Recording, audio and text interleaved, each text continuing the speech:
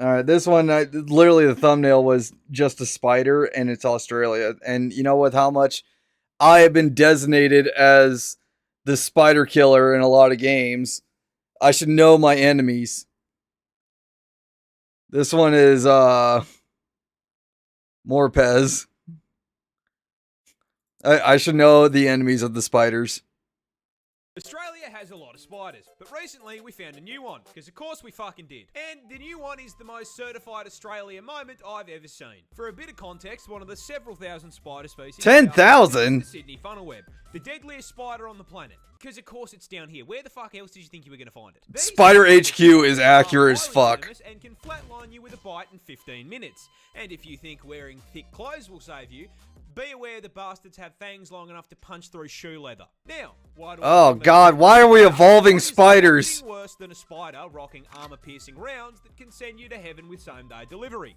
A bigger spider rocking the same perk setup. What? That's right. Australian scientists have found a brand new species of this funnel web that is even bigger. How much bigger? Well, the standard Sydney funnel web grows to around 5 centimeters or 2 inches. And I mean, if you're asking me, 2 inches is more than enough. 2 inches is actually... Yeah, I'd say that's pretty good enough. My god. Zan, what the hell?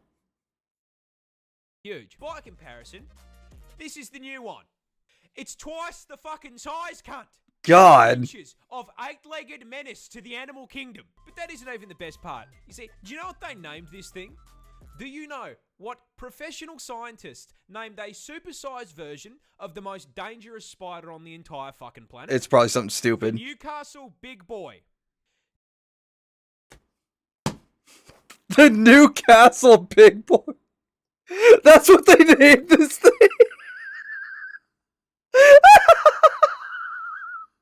The Newcastle Big Boy. What the hell?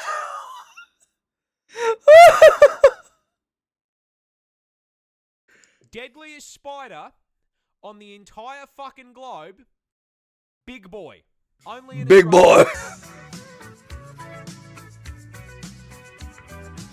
Platypus are weird, but I'm not sure you quite understand just how fucking weird. See, everyone knows the basics. They lay eggs, they sweat milk, and they look like God hit randomizer on the spore creature creator and just called it a day. But you see, mate, that's barely even scratching the surface of weird platypus. You laugh about the thing is venomous. Oh yeah, we're seeing the wildlife of Australia, the place that I feel like we should probably just wall off. And if creatures there learn how to fly, we're fucked. The Australian animal. Did you know they're venomous? No, I'm What? not fucking with you. You heard me correctly.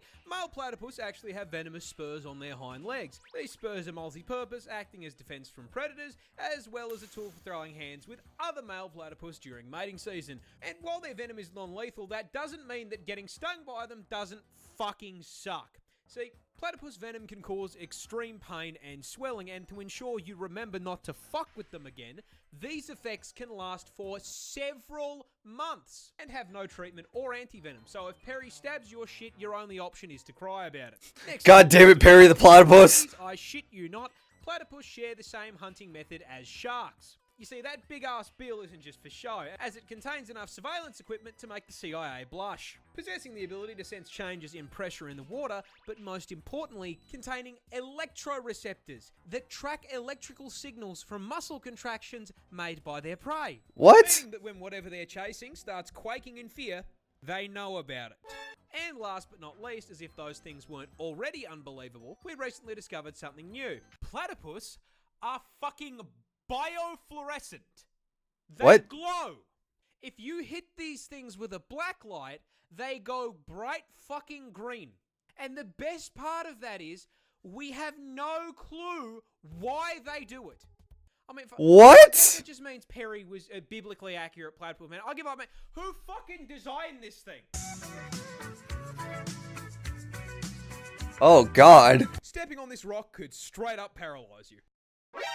That's because this isn't actually a rock. That is a stonefish, a species of underwater menace native to Australia. And coming as a surprise to absolutely no one, it is also the most venomous fish in the ocean. Because of course it is. As if the Yeah, why not? Let's just throw all of the danger in Australia. Like, let's just throw that in there. Like let's do that. Like Australia reminds me of Solo Leveling a little bit. Like if you remember the island of ants, that's what I think of with it. Up by a pet rock. But why is this Pokemon reject such a threat to my mental health? Well, you see, stonefish use their special venom for defense. However, unlike most other animals that do this little f***er doesn't have the decency to dress like a neon sign to warn you. No. This bastard is a 6th prestige prop hunt veteran, having evolved camouflage in the animal kingdom to make hunting easier. And once they've set themselves up, they are basically indistinguishable from Patrick Starr's house. Now, this is a fairly major problem as they love to live in the shallows on the beach, and that venom we talked about earlier is stored in these 13 giant, highly toxic spines that deliver venom when pressed on. You can probably see where I'm going with this. Considering it's hard enough to spot these things while you're paying attention, if you were, say, on a romantic walk along the beach with one of the homies, and while distracted by this ethereal beauty, weren't paying too much attention to where you were walking, it would be very easy to place your foot in the wrong spot and step directly onto 13 hypodermic needles, which would then deliver a ginormous dose of neurotoxin straight into your system. Oh, you thought it was normal venom? No. You see, these things maxed out the toxin skill tree, producing a mixture of 2 neurotoxins that can flatline you by collapsing your heart and lungs in under an hour. And even if you holy shit, it still causes extreme pain, swelling, and tissue necrosis. Because this is Australia, where even the scenery is trying to one-shot me. This bird can straight hit you with a Mortal Kombat fatality. Finish him. Introduce. Oh, guys, this is Sumi's new person in her army. Is she weaponizing birds? The cassowary, a species of ratite native to the land down under. And for once, guys, it's not venomous. Can still flatline you though, and I'm going to tell you how. You see, these neon chickens belong to the same family of birds as the emu, and as such share their impressive size, coming in at a solid 79 kilos and growing up to 6 feet tall, meaning the short kings in my audience could, in theory, mount these things like a chocobo. But what makes it like a chocobo? Well, you see, the cassowary is basically a spec ops emu, being twice the weight, highly territorial, and most importantly, coming with a combat knife strapped to their foot. That's right, this is a cassowary claw, and it's the reason they can hit you with a fighting game finisher. You see, these claws are a full 5... That shit looks like a T-Rex feed. Like, you know, if you see like Jurassic Park and you see like their like claws down there whenever like that's the first thing that they see, that just looks like dinosaur feet. What the hell? Inches long. You know, I mean, honestly, 5 inches, way too big for anything, and especially for something that's going inside me. And if you anger the tactical assault turkey, that is exactly tactical assault turkey. As their go-to defense method is to kick you square in the gut with that kitchen knife and attempt to disembowel you. And I mean, even if the kick doesn't put your insides on the outsides, that kick is still going to send you flying, which can cause some fairly major problems. Problems like the incident that occurred in 2012, where I you not, a cassowary ran up behind a random tourist, hit the heavy attack button, and kicked the guy down a small cliff into the ocean. Jesus Christ. But the fact that I live in a country where at any point I could be hit with a sneak attack by a kaiju turkey is terrifying. Touching this plant will put you in the hospital. I'm dying. This is the Gimpy plant, a piece of foliage native to the land down under. It's not just the animals. It's now, now it's nature. Now it's everything. Why? And surprising no one, not only is the thing venomous, it is in fact the most painful plant on the planet. Oh, fuck. Of course it is. Down here have a problem with me. Growing in the rainforests of northern Queensland, these hell bushes are covered in tiny hairs that upon closer inspection aren't hairs at all and are actually thousands of hypodermic needles waiting to stab you and break off inside your skin if you so much as brush them. Once inside you, these needles will inject you with, I am not kidding, neurotoxin and cause absolutely excruciating pain. Why? I mean, like comedic levels of pain. with one person describing it as being covered in hot acid and electrocuted, and another woman saying that it was straight up more painful than childbirth and she'd given birth 4 times. And the Jesus Christ. Oh my God. Why? Why? up part is, the neurotoxin isn't even lethal. So this spiteful of a plant is hurting you purely for the love of the game. Mind you, there are reports of people saying getting stung by this thing is actually worse than being put in the ground. This is because Groot's little hellspawn cousin here can continue hurting you for literal years after being stung. This is because those thousands of little hypodermic needles are actually made out of silicon, meaning your body can't break them down. And with how thin they are, your skin will usually close up over the top of them, meaning that the toxin-emitting slivers can sit inside your skin for literal years, releasing more neurotoxin any time that they're moved or disturbed. This constant, chronic, agonizing pain is so unbelievably bad that there have even been records of, trying not to get banned here, people Alt F4ing existence to make it stop. This particular incident came from a man who accidentally used one of the plant leaves as toilet paper. It gets much worse. Oh God! Toxin to the nuts. Oh God! Crocodiles are just dinosaurs that forgot to go extinct. I am dead serious, and I cannot think of a croc species to better make my point than the saltwater crocodile, a species native to the land down under, and shocking absolutely no one, yes, it can and will eat you. No, really? Extinct thing, the salty stat spread just feels like something that should have been patched out with the rest of Jurassic Park, starting with their ridiculous size. You see, salties are the largest reptile on the planet, coming in at a total of 6 meters long with a maximum weight of 1,100 kilos, which makes this murder lizard genuinely longer than my car.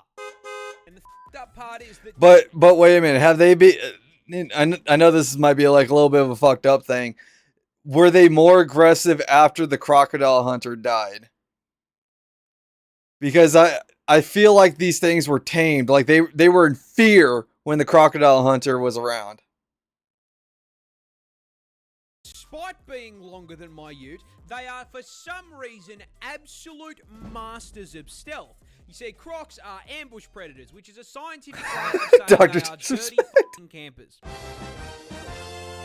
You see, they've got 2 raised eyes that sit on the top of their heads, which means they can submerge their Ford Falcon-sized frame basically entirely under the water without sacrificing the ability to spot whatever they are looking to turn into a Happy Meal.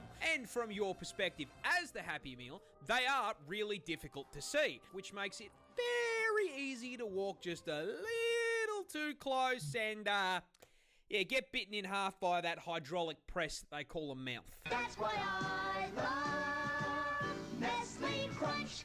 That's right, just like any good camper. I'm kind of like used to that a little bit because my dog can do that with bones. I've seen my dog do that. Because like, I know you guys have like seen pictures of my dogs. I posted a lot, but like my dog has like the 2nd strongest bite force out there. And a lot of people think it's pit bulls. Now pit bulls are like the 5th. There's a dog that's in Australia. I think it's called a Kegel. That has the most strongest bite force, but my dog has the 2nd strongest. And whenever I was getting my dog, I had to go through like a course for this to not sue the person who I got my dog from because of the bite force. And I did have like a security issue at the time with someone who tried to like break in, and the best way I can say this without getting banned is this person now has 1 less leg because of that, and they tried to get the leg back from my dog, the cops did, and the cops took a very long time to understand that shit is gone. And I mean, like, you'll get it back the next day or in like 20 minutes when the dog has to use the bathroom. And one of the things within that, I know somebody else has like the same breed of dog as mine, and they have that dog strictly for security, and they've done the same thing with someone's arm. So, like, yes, and that's one of the things that Ghostblade talks about with my dog is like my dog's so cute but scary as fuck. So like don't underestimate that. The cuteness will protect. But like hearing bones crack like that, I'm kind of used to that because like one of the favorite bones that my dog loves is like cow bone, and I've seen this dog crack it in half 4 times over in like one sitting. Not like little bits and pieces of chunks, like the actual thing is gone within the same day I give it to this dog. These scaly assholes are packing a one-shot in the form of one of the highest bite forces of any animal on the f***ing planet, having been recorded at putting out a maximum of 3,700 psi of force through their jaws. To put that into context, your skull will crack at 1,100 psi, so a croc would pop your head like a watermelon. And if you don't immediately get folded by the first bite, those jaws will latch onto you as the croc begins a death roll, spitting its ton of body weight like a washing machine until whatever part of you it has decided to eat snaps off and is added to its protein goals. But the best thing about the crocodile is their build is so f***ing good. They have genuinely been around with very little evolutionary change for 65 million years. Which means I grew up watching Steve Irwin wrestle dinosaurs for fun. Rest in peace, you absolute f***ing legend. He is a legend. I miss his shows so much. His shows were so great. They were entertaining, they were informational, and they were scary as shit. My God, his shows were so great. Oh my God.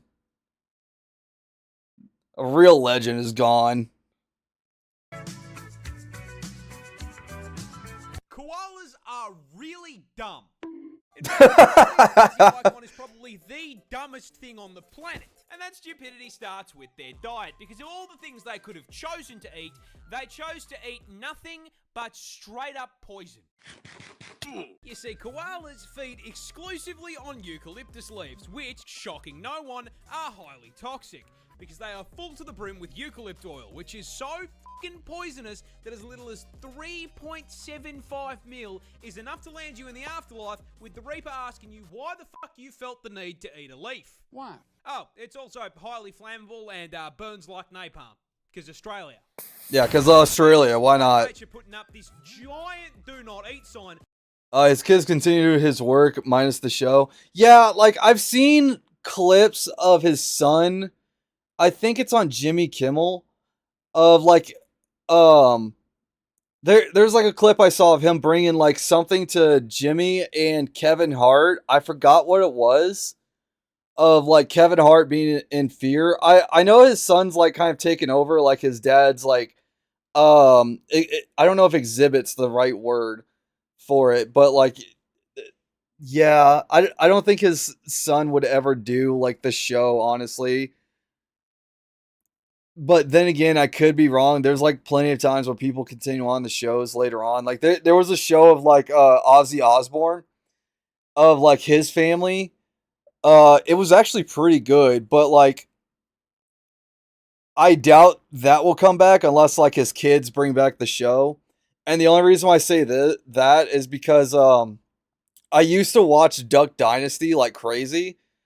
And I know and like the show was like around 2 people. It was around Phil, the original Duck Commander, the one who invented the duck call, and his son Willie. And I know the show recently came back and it's all about Willie. But that then again, Phil is passed away. I forgot why. It involved something with his brain. I want to say Alzheimer's, but I could be wrong. But like we have started to see like a trend of like these old shows that was around, like the celebrities are coming back, but they're doing it as the kids, and it doesn't hit as like good as like originally it was. That did not stop the koala, because he can't fucking read. This suboptimal bulking diet not only gives the koala fuck all in the way of nutrition, but also requires their body to rest to filter out the toxins so they don't fucking cark it. Meaning they need to spend upwards of 18 hours a day sleeping in order to just digest their fucking food. Brother, I could barely catch like an hour of sleep. In a food coma. That is how it Like, I think like last week that was like the longest I had of sleep, and it was like 5-ish hours, and that was like when I was like apparently late to the Halo part 1 lasso. But my god, koalas, 18 to 22 hours of sleep. Jesus Christ. if they even get to the food to begin with, because they are so mind-numbingly brain dead that they will not recognize a eucalyptus leaf as food unless it is on the branch. I could give this dumbass a lifetime supply of food, and if it wasn't on a stick, he would starve to death. No leaves? It surprise you at this point that the koala has such an esky temperature IQ that they literally have a smooth brain. The thoughts slide right off of this dumb cunt. I love him.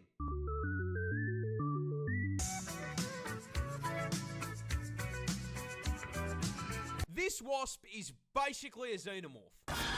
Introducing the tarantula hawk wasp, possibly one of the most nightmare-inducing insects on the planet. And the reason it's such a threat to your mental health is... I want to hold this up to like the ants, because there's an ant breed out there where they could literally turn into zombies. So let's see how bad these ants are. Not ants, these wasps. Because its hunting and reproduction strategy is ripped straight from Ellen Ripley's autobiography.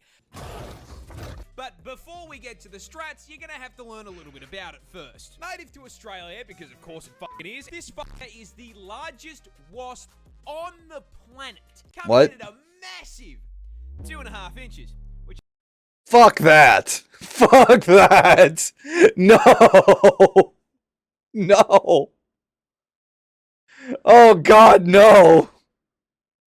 I mean, boys, we would all agree, well above average, right? Huge. Yep. And this is probably the most Huge. 2 inches has ever been, because it has the second most painful sting of any insect on the planet, coming in just barely behind the bullet ant. Pack and a half-inch stinger with a potent venom that has been described as blinding, debilitating, and electric. Now, the size and poison aren't... Why do these things have built-in tasers? Why? Just for nothing, because as the name tarantula hawk wasp suggests, they are purpose-built, genetically perfect killing machines designed specifically to violate spiders, making Australia basically an all-you-can-eat buffet for them. But they don't just execute the spiders. No, that'd be too normal. Hawk wasps use spiders to reproduce in one of the most horrific ways possible. And that all starts with a female hawk wasp hunting down a tarantula. As the buff bulking spider takes a wrong turn down a dark alley, the hawk wasp, noticing the 8 sets of TNs on his feet, proceeds to fucking jump him, flying down from above to land a sting into the spider's abdomen, instantly and permanently paralyzing it. The Bug Harbour Butcher then proceeds to drag the still completely conscious and aware spider into an isolated kill room, which is where the fucked up part really begins. Because our wasp isn't hungry, it's pregnant, and proceeds to lay its egg on the paralysed spider's abdomen. After about 3 to 4 days, that egg hatches into a larvae. A very, very hungry larvae. Fortunately, there's a whole bunch of fresh fruit right here underneath them. That food being the still paralysed, still very... It's paralyzed for all this time? The larvae burrows into the spider's abdomen and gets to work converting it into a KFC family bucket, consuming it from the inside out, purposely avoiding vital organs to keep the food nice and fresh. After it's done consuming a living being, the larvae breaks forth from the demolished corpse like a fucking chest burster and fucks off to continue the generational arachnid violation. Anywho, good luck getting any sleep tonight.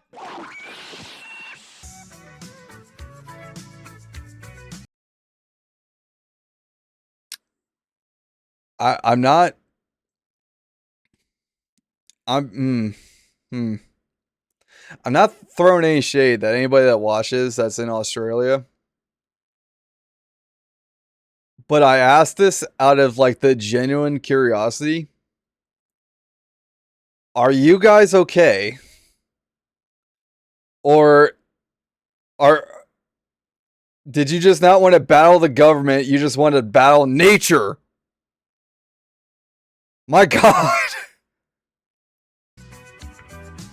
A gorilla can't beat 100 men in a fight. He gets jumped. But that begs the question, which animal does win? And the answer, stepping into the ring at 5 meters long and weighing in at a genuinely frightening 4,500 kilos, I present to you the hippopotamus. Yeah, look, a hippo causing a 100-long line at the gates of heaven after a fight is honestly pretty plausible. You see, despite the fantastic PR work Moodang has done... Moodang! doesn't change the fact that Moto here is a sentient Ford F-150, the temperament of a fucking serial killer who can win this fight for one very specific reason. You can't fucking hurt it. You say the hippopotamus is possibly the My God, look how fast he's going. On the fucking planet, packing an unbelievably thick 2-inch hide. Now look, we all know 2 inches is a lot, especially in the sheets, but in the streets of the African savannah, he speaks truth. Them practically Don't believe me? Here is a hippopotamus walking away from 10 lions trying to convert it into a family meal. Notice how the hippopotamus does not give a single... There's not a care in the world. Mufasa and his extended family can't hurt it, neither can you. However, don't let the fact that it's walking away fool you here. The hippopotamus is not a peaceful animal. They are, in fact, violent, psychopathic, 4.5-ton thundercats that can and will bite you in half.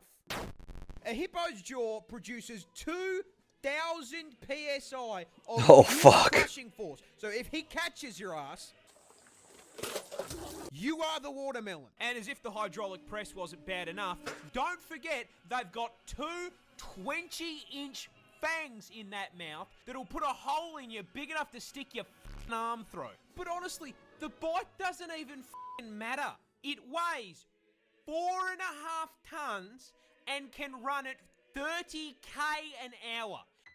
What? Getting hit by a charging hippo is like getting hit by a fucking bus.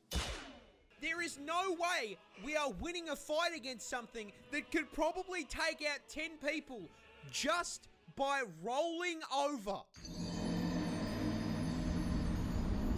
In summary, don't fuck with the hungry hippo. Oh my God, that crocodile is so fucked. Komodo dragons are horror villains. I mean, seriously, this industrial-sized lizard is easily one of the biggest assholes in the animal kingdom when it comes to hunting methods. I'm not trusting anything that has the name dragon. I'm staying far away from it. If I'm stepping close to it, I'm invading its home. I'm not messing with that. Packing a PhD in suffering and a double degree in biological warfare purely because they cannot be expending effort to hunt. You see, Godzilla's little cousin here is the largest lizard in the world, weighing up to 166 kilos and being a full 3.13 meters in God, length, just look at that. means, for the short kings in my audience, if you're brave enough, bang a motor transport right there. Now, being the reptile equivalent of a Cadillac Escalade means that the Komodo dragon needs to consume a lot of calories to keep that bulk going. However, rather than using that bulk to proactively chase down and body slam its prey, they can take down prey 3 times their size, because as if being a reptilian tank was not enough, they are also venomous. And this isn't just Of course they are. snake venom that, you know, gives you a nice quick 15-minute death. No. A Komodo hunt starts with it running up to its prey and giving it a nice big chomp on the leg, injecting it with hemorrhagic venom. After biting, the Komodo dragon off and just sits there watching. The confused and bewildered animal runs off into the forest, leaking blood, allowing that Komodo dragon to track it like a DoorDash order. And that bite wound isn't closing because hemorrhagic venom prevents blood clots. So the animal is still slowly bleeding out, and the Komodo is still watching. More time passes. That bite wound gets infected because Komodos are carrion feeders, meaning that the inside of their mouth is full of enough rotting flesh and bacteria to give Asmongold a run for his money.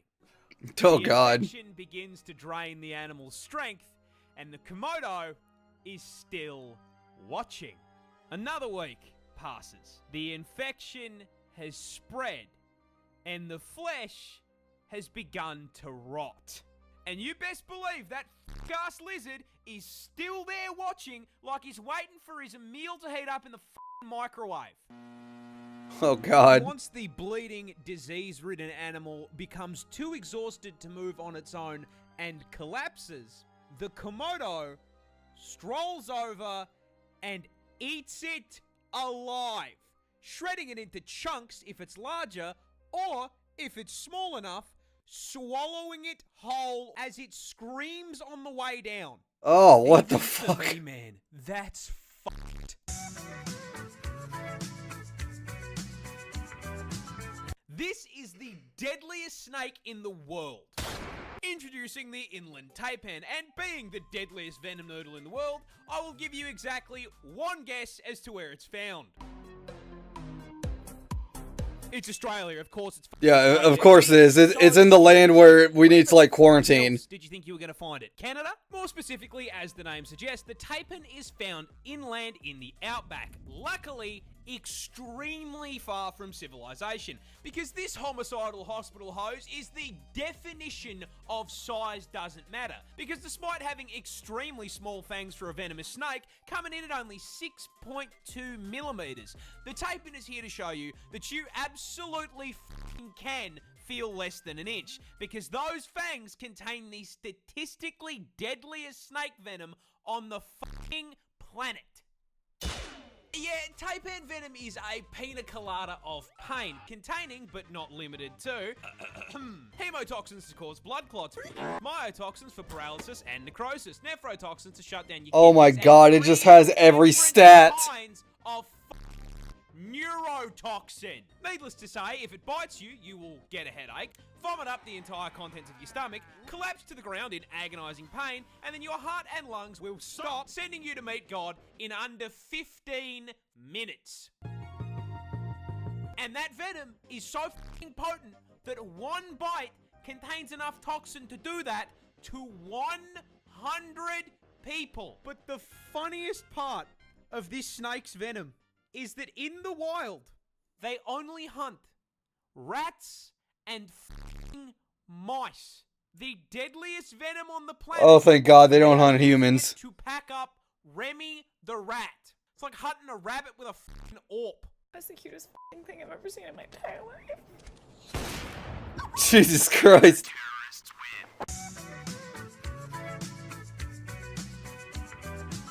This adorable little octopus is also the world's deadliest.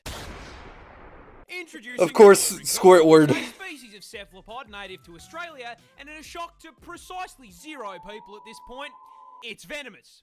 Because of course it's fucking venomous. Why wouldn't it be venomous? That'd make my life. Why is it on so many people's hands? Now, to its Why? credit, unlike most of the toxic bullshit in this hellscape I call home, they at least have the common decency to be coloured like a fucking neon sign.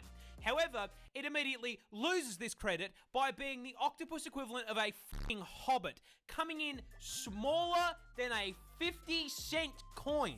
And this is a problem, because it is the most venomous octopus in the world. That's right, this fluoro spaghetti ball is packed to the brim with neurotoxin, more specifically, tetrodotoxin. You know, the same shit that turns cooking a puff fish into a quick time event? Yeah, these little guys are packing it too. However, because it is Australian, the blue-ringed octopus is on violence timing and is Violence timing. as an effective measure by way of a venomous bite. But what does the venom actually do? Well, imagine you're wading through the rock pools with the homies, and you accidentally disturb this little gentleman's residence.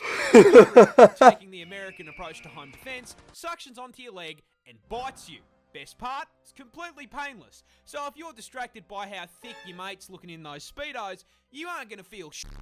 That is, until your face starts tingling like TV static. It's warm out here under the sun, but you weren't sweating like this 5 minutes ago, and now you got a headache. You start to feel sick, weak.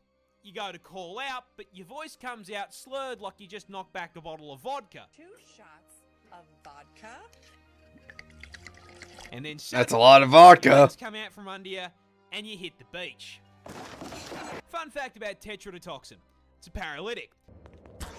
Freezes up your muscles one by one, starting with your arms and legs, which is why you're kissing the sand. You know what else is a muscle? Your diaphragm, the muscle that controls your breathing. And yeah, turns those bad boys off too. And so, your chest stops rising and falling, and you suffocate to death right there on the beach. Wow. Now, you may be wondering, how come no one called an ambulance? That's easy. They didn't have time to. You went up to meet your ancestors in under 20 minutes. God ordered your ass with same-day shipping, and this was delivered. Employee of the month.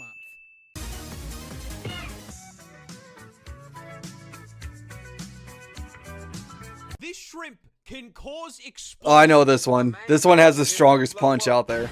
Introducing the mantis shrimp, native to the West Indo-Pacific Ocean and possibly... I've seen videos of this thing, like, destroying people. Like, there was even a Japanese class that did something with this where they had them put, like, a strong piece of, like, glass into the tank with it and have it punch it and show its strength off.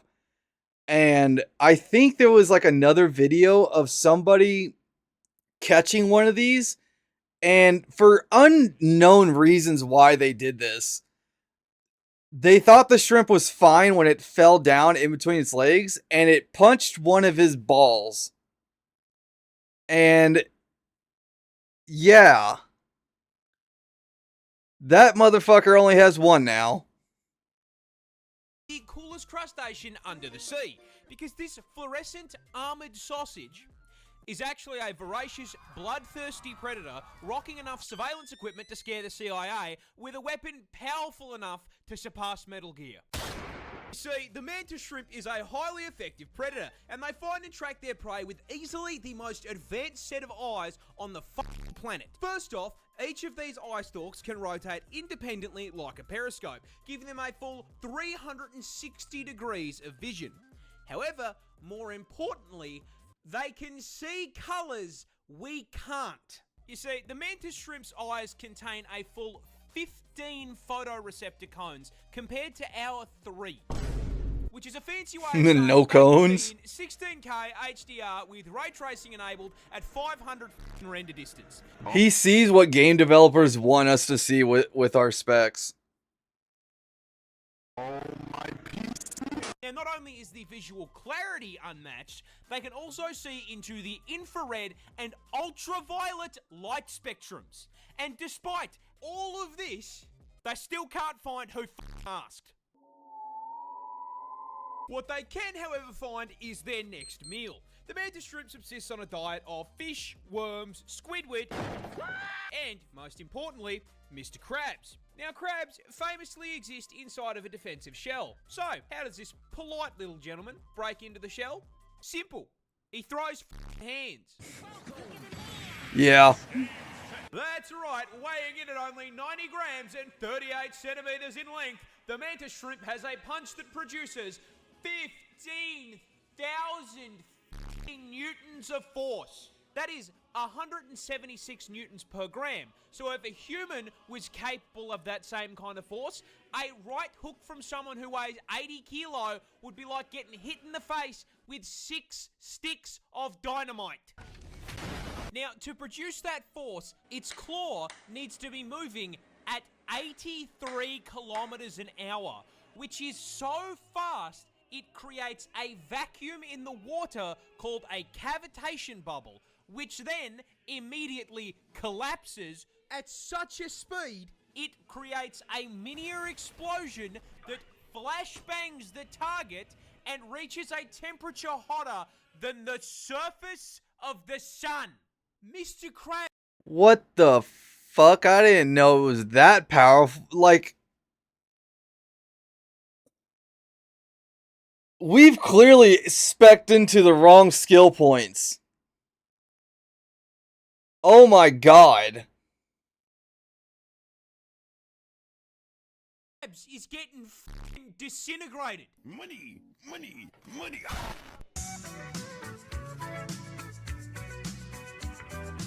Most snails aren't scary, except for this one.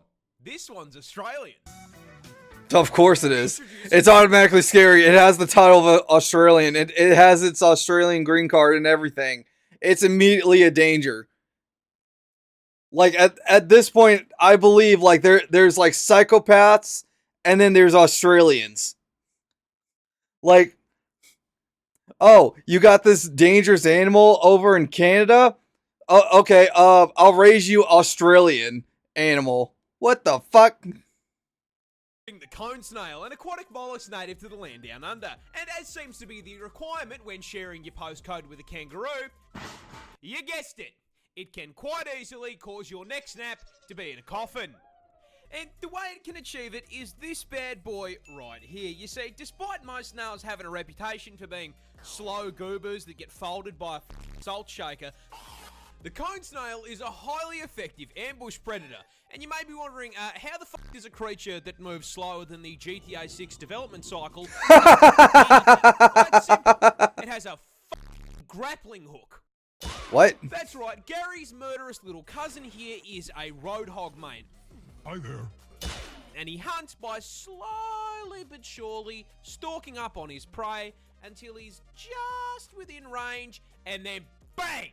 The cone snail does a quarter circle input, spitting out a toothed harpoon at 90 kilometers an hour. This harpoon then nails its prey, allowing them to reel it in like he's playing Scorpion.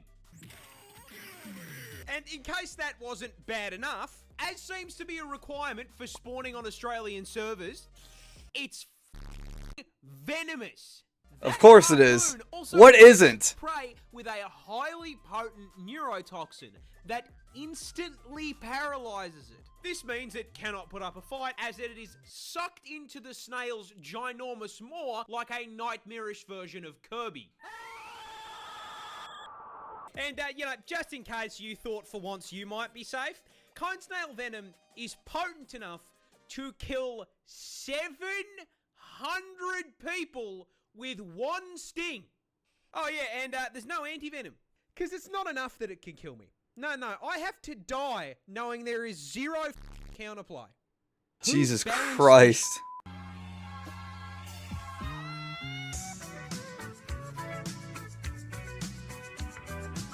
If you see this thing T-pose, run. Introducing the anteater, a goofy little creature native to Brazil, and to understand why the absolute stance on this bad boy is a threat to your health, you're gonna have to understand a little about his lifestyle first. Now listen, I know this may come as a shock to you, but the anteater eats ants. And weighing in at 40 kilos and 1.8 meters in length, he needs to consume upwards of 40,000 ants per day. Now, in order to help him hit his bulking goals, the anteater has a mystery mouse tool stored inside that Excel sniffer.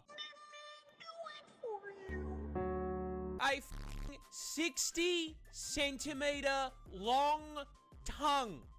Designed to snake its way down an ant colony's tunnel network, smash into their living room, and abduct the entire cast of Bug's life and convert them into a high-calorie meal. God. However, what that tongue do only goes so far, as an ant colony can extend up to 4 meters underground, and termites live in high-rises, which means our boy here is going to have to do a little excavation to get to the goods. But last I checked, an anteater can't go down to Bunnings and buy a shovel. So how does he dig?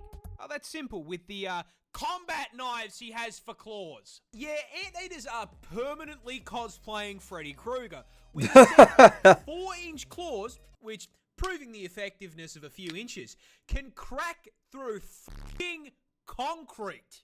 What? Now, these work great for digging, but they are also more than capable of flatlining you. When threatened, the anteater will rear up into a defensive T-pose. This is your sign, if you are smart, to turn around and fuck all the way off. If, however, you were, say, some dumbass trophy hunter who really felt the need to try and stab an animal for no reason other than ego, Oh the my God, anteater no. will swipe at you with those claws, which are at the perfect height to nail you in a thigh, slip through your flesh like butter, and sever your femoral artery, causing you to bleed out in 2 minutes while the anteater watches you go meet your ancestors.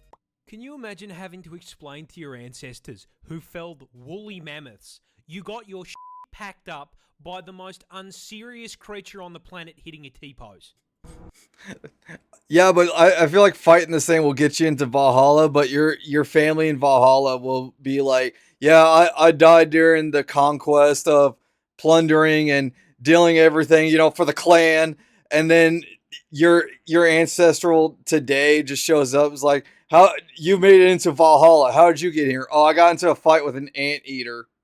They just look at you in disgust, like, oh God, this is how the clan fell.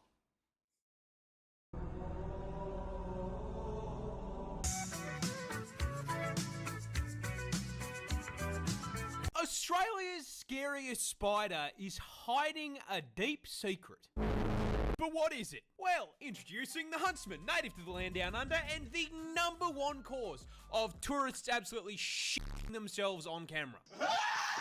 Oh my God, it jumps? In defense of said tourists, I will be the first to admit, yeah, this looks scarier than a f***ing job application. Those gank-ass legs and the hair make him look like Slender Man's testicle.